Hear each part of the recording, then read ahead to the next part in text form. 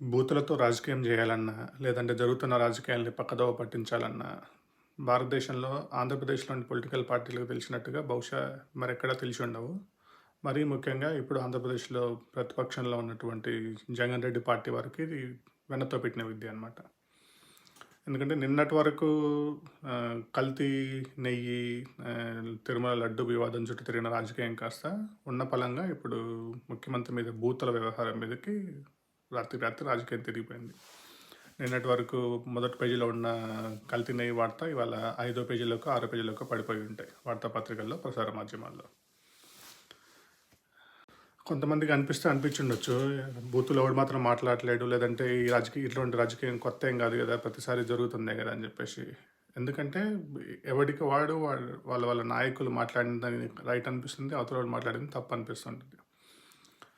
Corruption చేస్తే ఎవడు చేయలేదన్నమాట, బూతులు మాట్లాడితే ఎవడు మాట్లాడలేదన్నమాట, లేదంటే కల్తీ జరిగితే ఎక్కడ మాత్రం కల్తీ లేదు అని చెప్పేసి మాట. ఇట్లాంటి మనలో చాలామంది మాట్లాడడం చూస్తూ ఉంటాం అనమాట.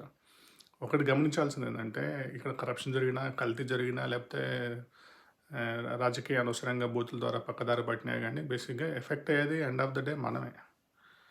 మన మన సొమ్ముతో రాజకీయం చేస్తూ వాళ్ళ పబ్బం గడుపుకుంటారు. అది గమనించకుండా జనాలు గుడ్డిగా నాయకులను నమ్మి జేజేలు కొట్టుకుంటూ, వాడు బూతులు మాట్లాడినా కరెక్టు, కరప్షన్ చేసినా కరెక్టు, లేదంటే కల్తీ చేసినా కరెక్టు అని చెప్పి సంప్రదించుకుంటూ పోతుంటే ఎవరి కర్మకు వాళ్ళు అనుభవిస్తారు చివరికి. ఇకపోతే పాపం అంబటి కుటుంబ సభ్యులు నిన్న వచ్చి బూతులు మాట్లాడారు మమ్మల్ని అని చెప్పేసి వాపోయారు పత్రికాముఖంగా.